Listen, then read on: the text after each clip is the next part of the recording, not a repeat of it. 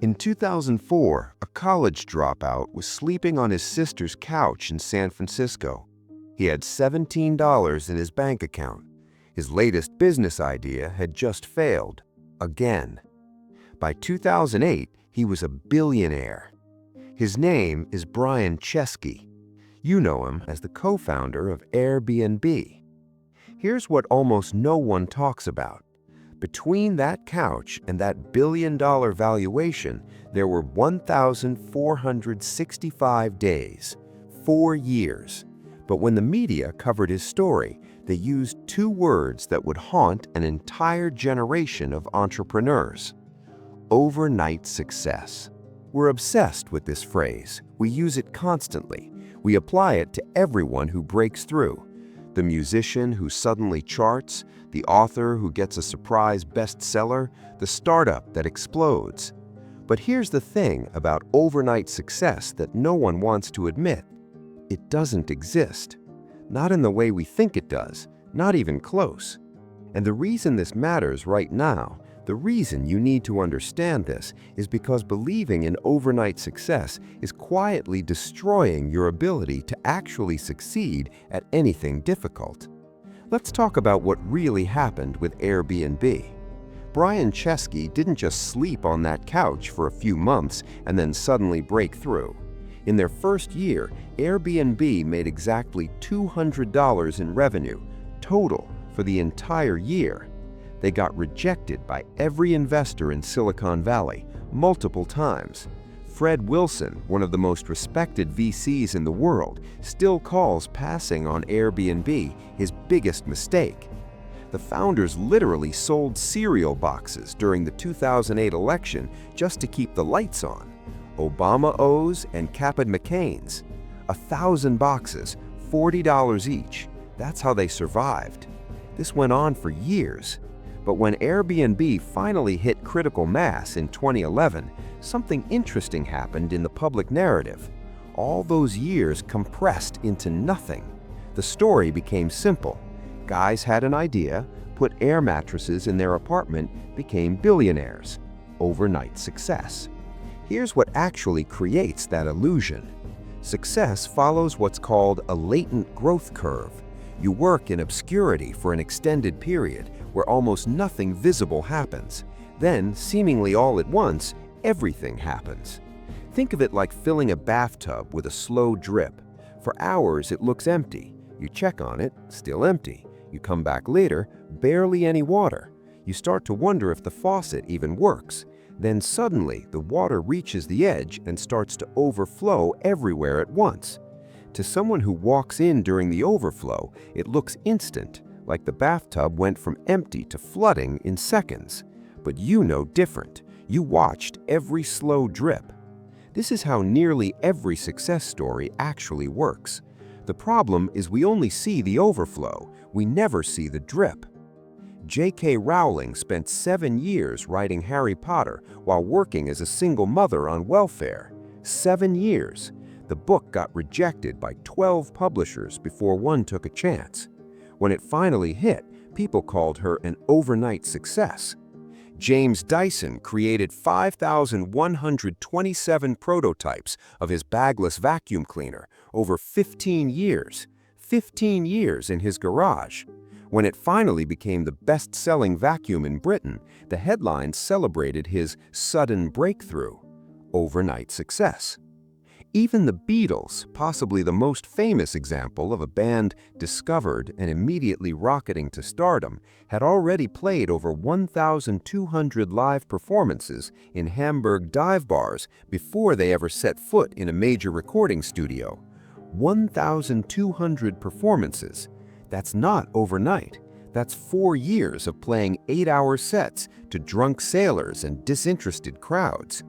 Here's what makes this pattern so dangerous to ignore. When you believe success happens overnight, you fundamentally misunderstand what you're signing up for. You think the timeline is months, it's years. You think the work is a sprint. It's a decade-long marathon where the finish line keeps moving. And here's the cruel part.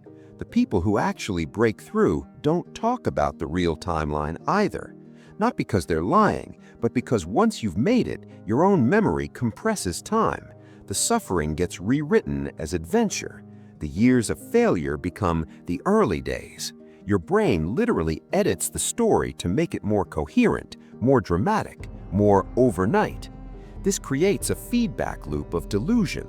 The successful rewrite their own histories. The media amplifies the compressed version because it's a better story, and you, watching from the outside, absorb a completely false model of how success actually operates. So when you try something difficult and it doesn't work in 6 months, you think you're failing. When it doesn't work in a year, you think you picked the wrong thing. When it doesn't work in 2 years, you quit, right before the water reaches the edge of the tub. But there's another layer to all of this that's even less discussed. The overnight success story isn't just wrong about timeline. It's wrong about what you're actually doing during those invisible years.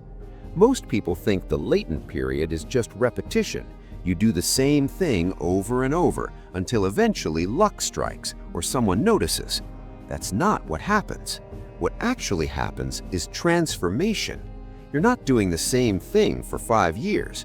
You're becoming someone different, someone capable of handling what comes next. Brian Chesky wasn't the same person in 2008 that he was in 2004. Those 4 years of rejection and cereal boxes and sleeping on couches didn't just buy time.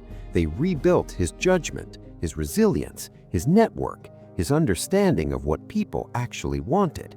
By the time Airbnb took off, he had become the person who could scale it. This is the part no one talks about.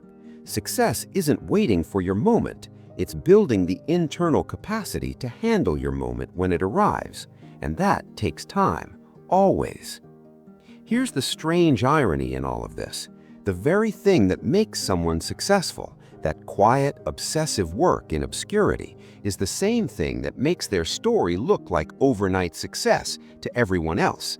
Because while you're building in private, you're invisible. No one's watching. No one cares. You're not a story yet. Then you break through, and suddenly everyone's paying attention. But they're only seeing the breakthrough. The years before don't make the highlight reel.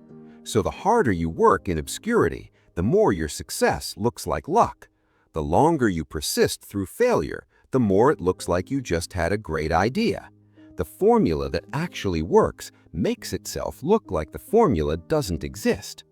This matters for everything you're trying to build right now. That business you're starting, that skill you're developing, that creative project you keep putting off because it feels like everyone else breaks through faster. You're comparing your behind the scenes to everyone else's highlight reel.